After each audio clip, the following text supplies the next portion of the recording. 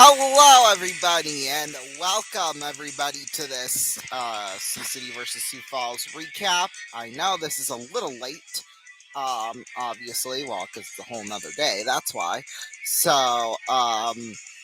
But yeah, as you know, last night I went to my first ever away game for a Musketeers game. Well, not my first ever, but it's my first in quite a while. We'll just say that. So yeah, it's safe to say it was a fun time. So we'll recap that and a whole lot more coming up right after this commercial break. So to stick, well, actually, no, there's no commercials in this one. So let's get into it right away here. As you know, the Muskies were in Sioux Falls last night, so we're gonna give a recap of that game. Right. Oh, here we gosh, I'm so tired. Oh, and the reason why we weren't on the air last night, it was kind of stupid. I'm not gonna lie with you. So I decided, we won't do the $1 million drop live because I originally scheduled it for, Sunday. So well, at least the one Sunday. Or this upcoming Sunday. Because I had said that I think Tuesday night. And yeah, I was like, yeah, we might get back from town a little early, so we'll just wait and do it then. However, though, we got into some issues because, and I'm gonna sound like a fool for this, but before we went up to Sioux Falls that Thursday morning, I did not realize that I had turned off the thermostat completely, so the temperature in this house dropped. It went from like 68 to 42. So when we get back, everything was cold in here. Like the blankets were cold, so we had to wear our coats for like the first hour in this house while it warmed up because it doesn't just warm up right away. It warms up very slow and stuff. So we did finally get it back up to 64, which was comfortable enough for me. But by that point, it was about 12 in the morning. It was pretty much a new day at that point. So yeah, we weren't gonna deal with that. So or worry about that tonight or last night and just decided to go on with it here today, which is why we are all here. So yeah, safe to say it's been quite an interesting night. I think that's the best way to put it. So yeah, well, and we didn't turn it back on to like 5 to 8 or whatever, so in that 4 hours it went up 22 degrees, which was a lot better than what Google was telling us, so thank goodness for that. All right, now we'll get into the recap here.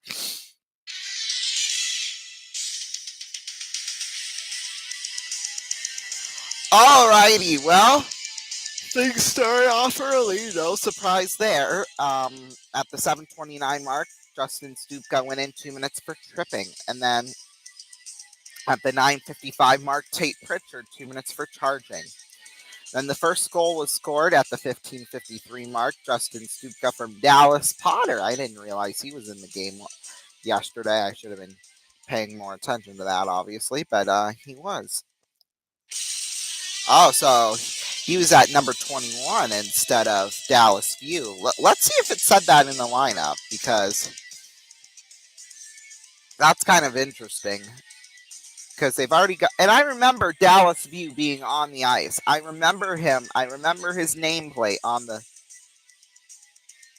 Yeah, it says it on his name on the lineup card. That must have just been an error by the league and not.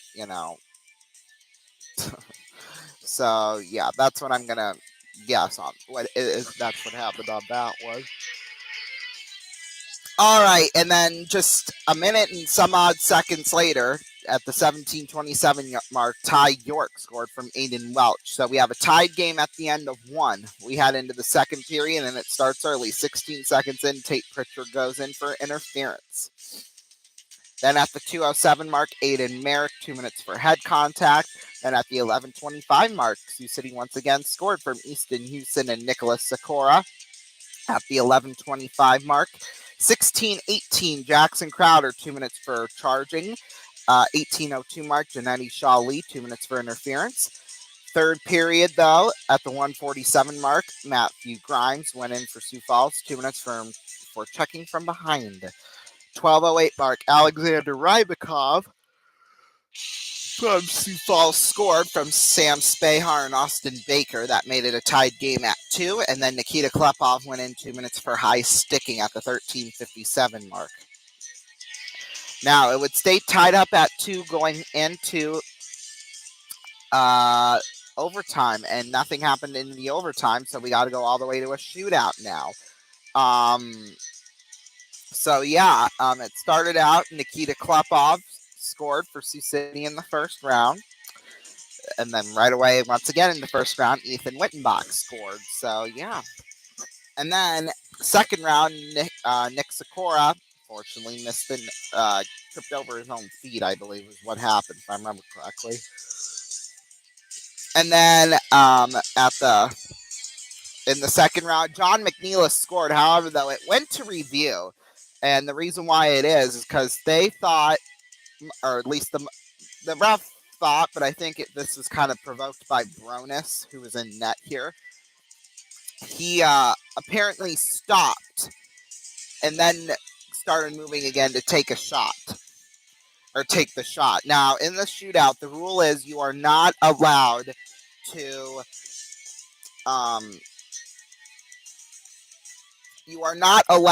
stop, like make a complete stop, and then start up again and shoot, or else it doesn't count.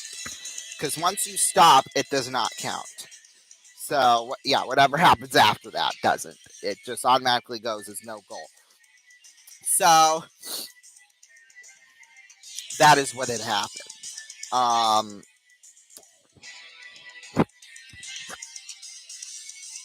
So, yeah.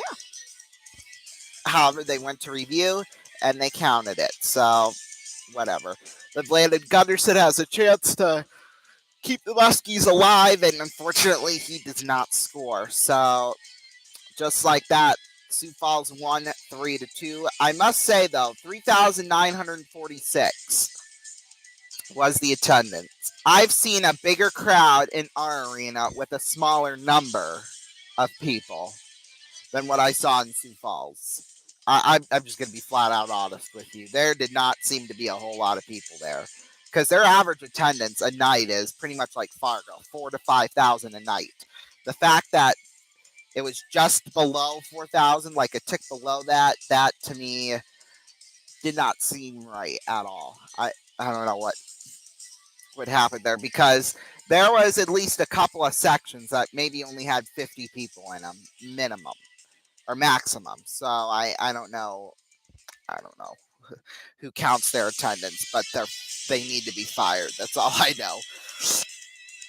And I want to say it was a pretty good experience. I got to say that right now. I mean, in Sioux Falls, considering there's such a big rivalry there between the two teams, Sioux Falls fans actually handled themselves pretty darn good. So I was quite surprised by that, because they don't behave when they're in Sioux Falls, or when they're here in Sioux City. So, the fact they were able to behave themselves, quite unexpected.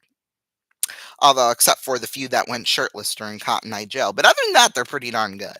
We should just play it during an away game when they're here in town, just to see how they would, like, if they would go all out. Because I bet you if they did take off their shirts like they do in Sioux Falls, they'd probably be thrown out of the rink. But I'd love to see that, though, honestly. I know, have our fans, do that, and then Sioux Falls fans getting kicked out for the same reason. That would be hilarious. Although for an arena that big, I was kind of surprised at the way they handled, because they had no metal detectors. All they did was just searched your bag. So theoretically, you could sneak a gun in your pocket in the arena, which scared me, I'm not going to lie. But that was kind of the furthest thing in my mind. So, yeah. And, when you get 11,000 people in there for the wiener dog races, and all you do is just do a search of bags, that kind of is a little lazy, in my opinion, in terms of checking stuff. So, yeah, if I had to hate anything about that arena, it would be that security is very lax. So, yeah. Anyway. Although another thing I did like is that they had just kind of a whole section in front of the arena just for handicap parking, which is great for me and my mom, although my uncle dropped us off, so and then my grandma picked us up. So, yeah. So that was it. I'd love to go back because we pretty much got the same exact seats as we did in Sioux City, except for the penalty box was on the side we were looking at, and the benches were facing, or were on, we're, basically at our spot.